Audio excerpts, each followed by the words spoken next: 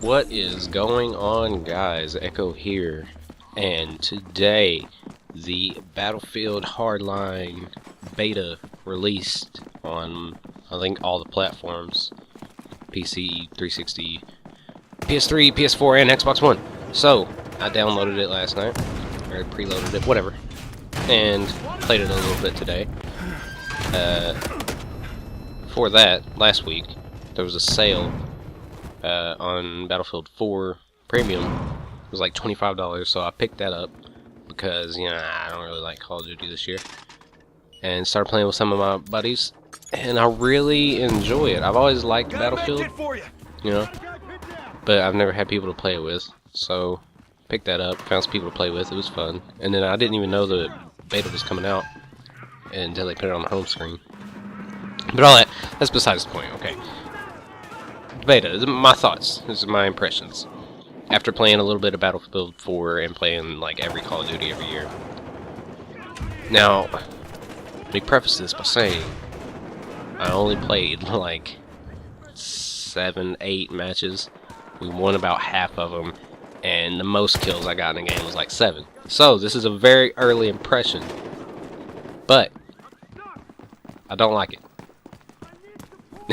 Not to say that it's bad, but I don't like it compared to Battlefield 4. Now, Battlefield 4 had its rough start, whatever, it was all the glitches and the servers and stuff, but now they've got all that figured out, and it's really fun, okay? Battlefield Hardline beta is being developed by a different studio. It's not DICE, it's Visceral Games, I'm pretty sure. I think they made Dead Space. I might be incorrect on that, but whatever. So it's a different studio. It definitely has a different feel, you can tell. There is major recoil on the guns, at least the ones that I used. In Battlefield 4, you can burst fire and get with an assault rifle and kill someone from a pretty good distance away. I don't know if it shows in this gameplay, but in the Hardline beta, you can't, well, at least I can't, maybe I suck, but you can't kill someone even when they're like right in front of you. And it's crazy recoil, and you die so much faster. I know I'm just rattling off stuff, but this is just what I think of here. You die so much faster than in Battlefield 4. But there are some cool new concepts. This new game mode, I think it's called Heist, whatever. It's like Heist, cops and robbers, you know. So it's I don't know what I'm saying. I'm stuttering. It's a fun game mode, and as with any Battlefield, it's always better when you play with friends. If you play by yourself, you're not gonna have a good time. But you play with friends, and don't take it too seriously because you are gonna die a lot, and from just snipers across the map you can't even see. So if you don't take it too seriously, you'll have fun. I'm gonna play it some more and see, like, once I get used to the recoil and the movement, and see if my opinion changes. But right now, I don't think I'm gonna pick it up when it drops. I'm just gonna stick to Battlefield 4. But I will play this beta out. It's only out for a week, so if you want to check it out, it's free. Every console, every system. Go download it, check it out, and let me know what you think about it. I don't I don't really like it that much right now, but it might just be because I suck at the game. So that's that. One more down. And this video is really long, so I can fill the time, or I could just let it go, let the video play out, which is kind of boring because it's not very impressive gameplay. So let's do a little update. Let's do a little update about me, about the channel stuff, for the 3 or 4 people that actually watch. That's probably too many. That's too generous. For the like 1 person that watches a video now and then. I got a job, a real life, real world job, at a department store. So I have less time. I only work like 3 days a week, so it's not like it's taking up all my time. I do have time to make videos again. I'm going to make videos again. but I'm not setting any pressure on myself, like a goal to meet right now, because I'm still figuring out bugs and kinks. Like, before recording this video right now, or recording this audio, I had to Google another problem I was having with Sony Vegas. It's the 20th glitch thing I've had to figure out so far, but I guess it comes with it, you know. But I do have that figured out now, and with the job, the money from that, I'll start saving up, get a better mic instead of using this Turtle Beach headset that I've been using. Get a better mic, try to upgrade my PC because this one's barely able to keep up, and try to keep some videos coming out, you know. Eventually it'll get to the point where I can probably do one every other day, maybe every day. Just another thing is, I haven't been playing many games, you know. I haven't found anything I really liked. Before Battlefield 4 went on sale, I was just playing 2K and being very frustrated at it. I was playing my team mode and hit a brick wall, because that game is just a cash grab, in my opinion. It can be fun, but there's no competition. It's the only basketball game, so they can just do whatever they want, and people just have to deal with it because they're the only good basketball game on the market. So I don't know.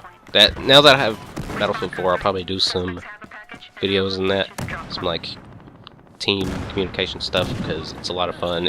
There's so many ridiculous things that can happen in Battlefield.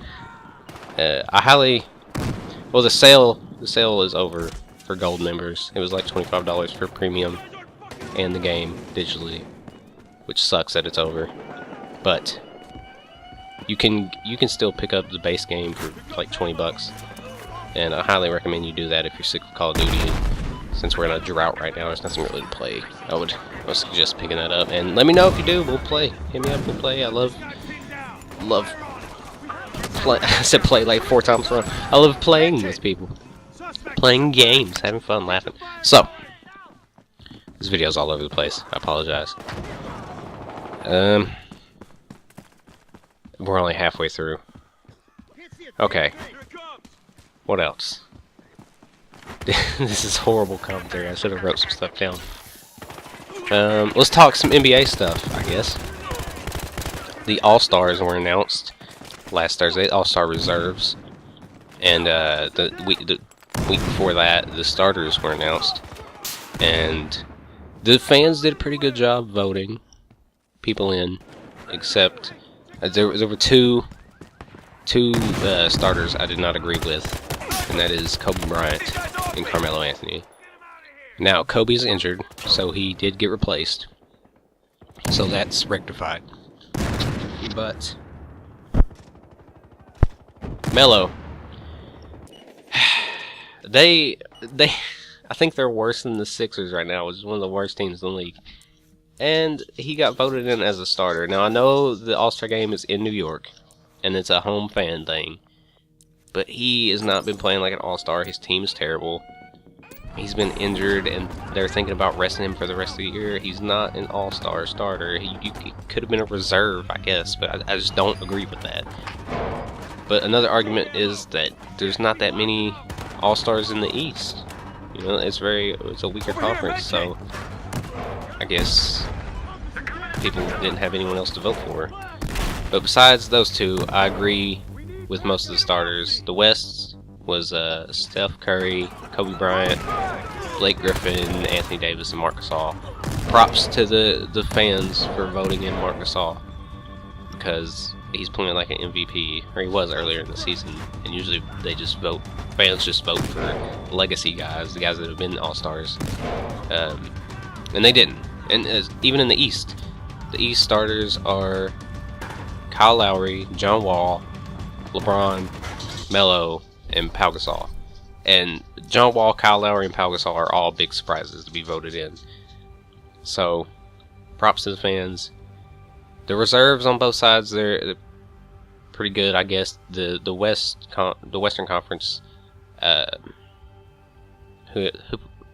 DeMarcus Cousins replaced Kobe, which a lot of people were upset about. They said it should have been Damian Lillard, which, I mean, yeah, but you can't, like, there's so many good teams in the East, so many good players, you can't get them all in. So the reserves, I can't remember. I'm not looking at them, but off the top of my head, it was Klay Thompson, James Harden, Tim Duncan, which is kind of a, I mean, he's been playing well, but it's still kind of a legacy pick, you know. Chris Paul, LaMarcus Aldridge. Who else? I don't know who else. I apologize. That's all I can remember. Which is, those are pretty good. I would have liked to seen Damian Lillard instead of LaMarcus Aldridge, honestly, because he's been playing way better. And LaMarcus is injured. Like that, he said he could have sat out, but he's gonna play and have surgery in the offseason. I guess for them to try to win the championship, which is more important than the All-Star game. So that's just my opinion. The East. Here's one thing I can talk about. The Eastern Conference. I listen to a lot of basketball podcasts, and I watch check basketball news sites all the time. And everyone and their mother seems to want to have 4 Hawks in the All-Star game. Now, let me take a pause here. I'm sorry if you're not interested in basketball, but that's what I have to talk about right now. So, click away. You probably already left by now. I don't know why I'm waiting until now to say this, but, you know, if you're not interested, you don't have to watch. But if you are, thank you. So, the media wants 4 Hawks in the All-Star game. Okay, I know they have the best record in the NBA now. They didn't at the time. It was the Warriors. They were second best. They were on a crazy win streak. They were the first. They're like the first team to go 17-0 in a month, which is crazy. But 3 All-Stars is a lot. People were saying they need to be rewarded for winning. 3 All-Stars. That's a fourth of the team. That's a lot. That's a lot. That's a lot. I don't know. Like, people are saying they need 4 All-Stars. They don't. Honestly, you don't need a third of the team. It's not disrespecting the Hawks if they have 3 All-Stars. The Heat, a couple years ago, when they went on the 27-game win streak, which is like the second most in NBA history, they had 3 All-Stars. They didn't have 4. The Warriors this year, they had the best record in the NBA, and they only had 2. No one even discussed them even having a third. So I don't understand people's opinion saying that them only having 3 All-Stars is disrespectful and they need to be rewarded for winning. They are rewarded with 3 All-Stars. Get off your bandwagon and stop being ridiculous, is I guess what I'm saying. They got Jeff Teague, Paul Millsap, and Al Horford all on the All-Star team. Now, the thing is, this just came up recently, Dwayne Wade, God bless him, the GOAT, the second GOAT, I don't know, my favorite player, got injured recently, and they said he would be out 2 to 3 weeks. All-Star game is in like 2 weeks, so he'll probably sit out, and he'll probably get replaced by Kyle Korver, which is the 4th Hawk everyone's saying is an All-Star. So all these whiny people that want the 4 Hawks are probably going to end up getting them anyway. But it blew my mind how many people were saying that they needed 4 All-Stars, or it just wasn't right. That's crazy. So it's those 3 are reserves. Chris Bosh, Kyrie Irving, which I don't agree with. Who else? I don't even know who's been playing like an All-Star in the East. Wow. Jimmy Butler. And I don't know who else. I'm sorry, I can't remember. Those are the only ones, I guess, that are sticking out, that are notable in my head. So that's enough about the All-Star game. The dunk contest is going to be Zach LaVine, Giannis Antetokounmpo, Mason Miles, one of the Plumleys, and Victor Oladipo, which I'm picking to be the upset champion. Everyone's picking Zach LaVine, but I'm going Oladipo. Or Giannis. I don't know. It's hard. But it's finally, they have some good young dunkers. They don't have the star power this year, which they usually never do. But they did pick some pretty good dunkers. It's pretty good talent. I think the dunk contest will be pretty good this year. And I'm rooting for Oladipo.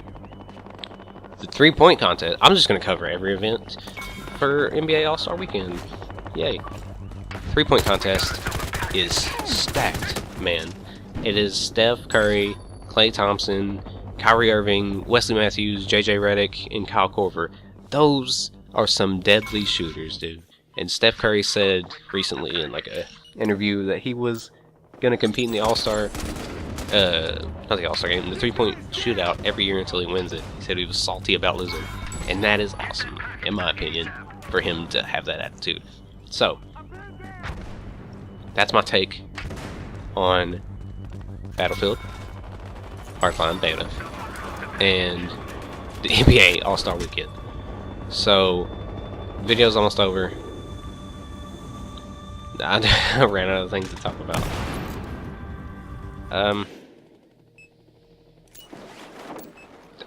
Dead silence is a bad thing. I'm still new to this, guys. I apologize. But I wanted to get something up on the channel because it's been a while, and I just felt motivated. I know something I could say. I saved it here for the end if you stuck around.